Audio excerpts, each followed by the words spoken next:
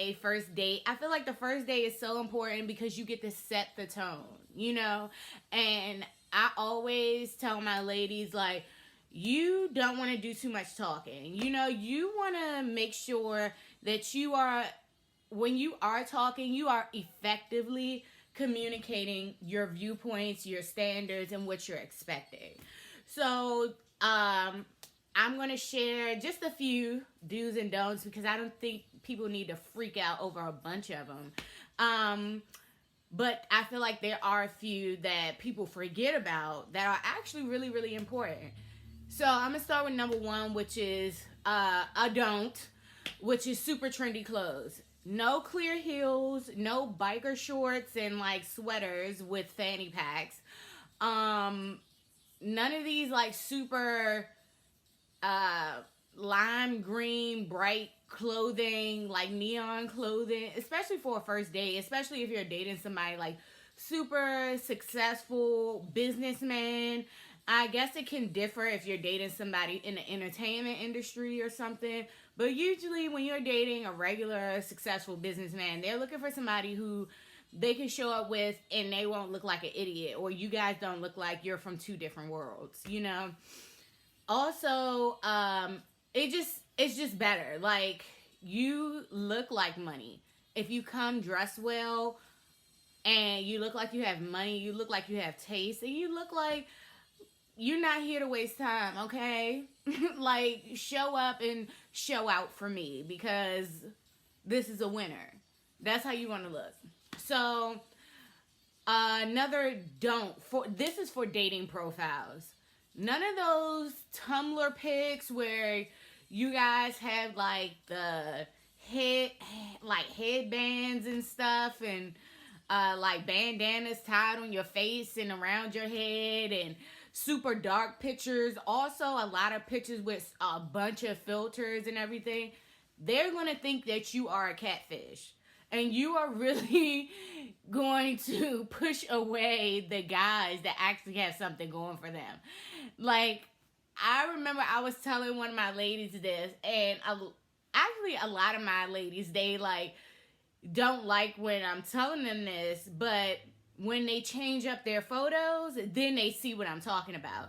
Because they're like, oh, you're trying to take away my artistic freedom and all of this stuff. And I'm like, no, honestly, I'm not trying to take it away. I wish I could change the world where they would just accept you for who you are and do the best that they could do for you. But honestly, you're going to keep attracting guys that want to take you on cheap coffee dates, which is basically a bougie blunt date, a bougie smoke session. And then you're also going to keep attracting guys who want to do stuff like go on walks for a first date and not even plan anything special for you. So please, please, please get some nice pictures when you're going out. Or just get dressed in your living room and take some cute photos. You don't have to like go all out, but just have some nice photos with a new color dress, your favorite black dress, put on your face and a cute wig and take some photos. Like, it doesn't have to be too much. You actually don't want it to be too much, because that's what's going to attract the best options for you. You know, is a very, what I call a very natural glam. Natural glam is very easy to do. It's probably the cheapest to do and the easiest to pull off. It doesn't matter your size, disability, age. Natural glam is the easiest one. Like, you don't have to do too much. You don't have to all of that. You just, you know, it's just very easy to pull it off. So I don't know why people hate doing it, but they do. Your next one will be, this is so important. Stop telling people that you are looking for a relationship on your dating profiles, on the date, and just in general, okay? You do not know what you are looking for until you meet the person, okay? Just put it on your dating profile. I feel like this is something for women. And yeah, I feel like this is something for women. Because guys, straight men will read that, and they're the whole time they're talking to you, they're thinking like, oh yeah, she's real desperate for a relationship, so she's just gonna deal with whatever I give her because she wants a boyfriend real bad. She's desperate.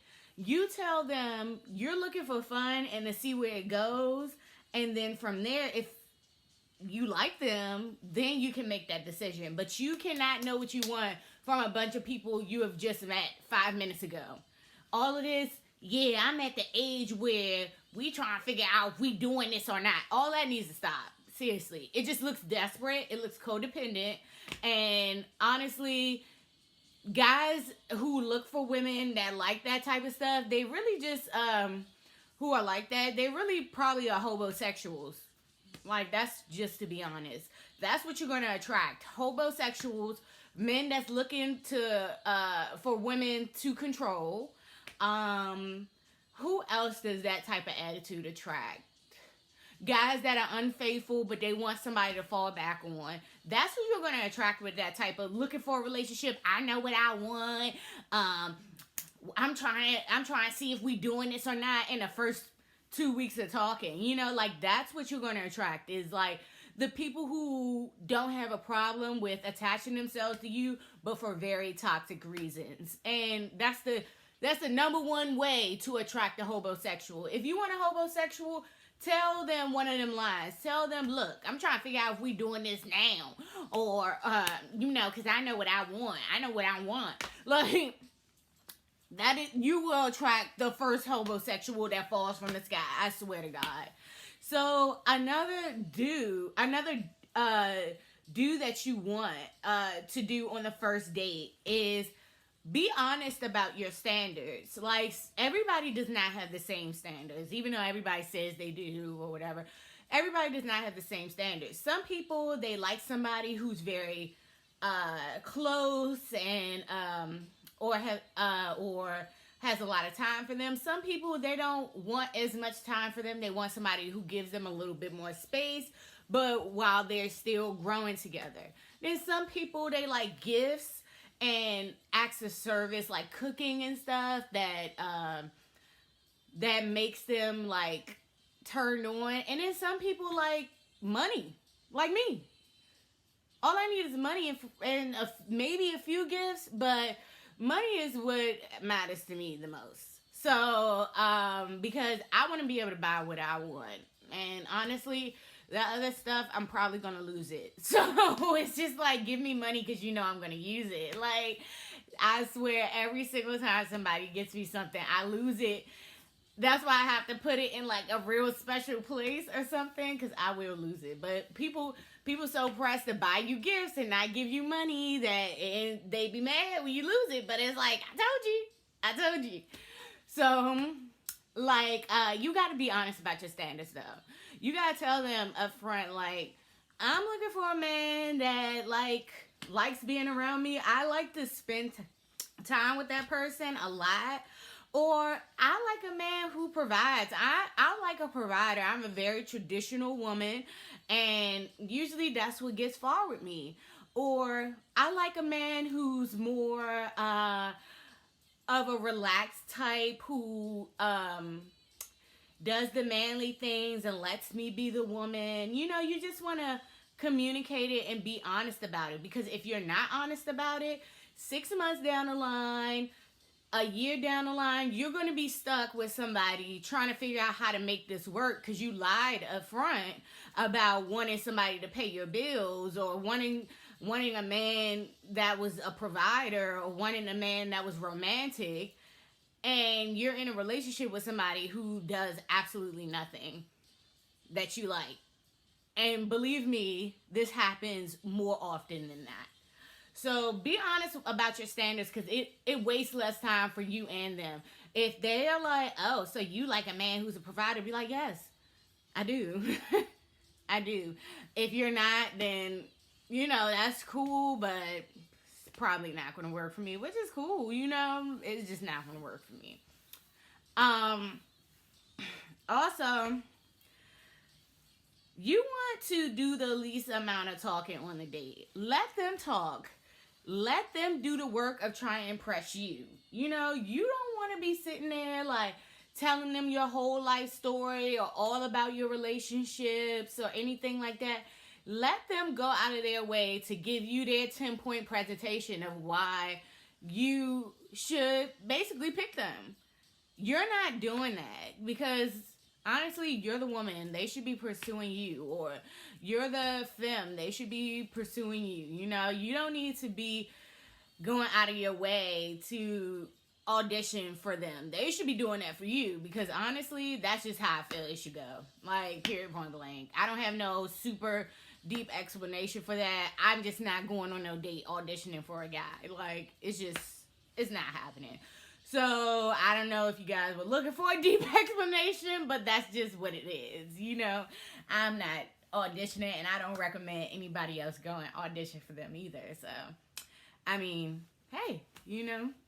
But yeah, those are the do's and don'ts. So, you guys can also tell me again how they worked out for you in the comments or on my Twitter and on my Instagram. You can subscribe and like.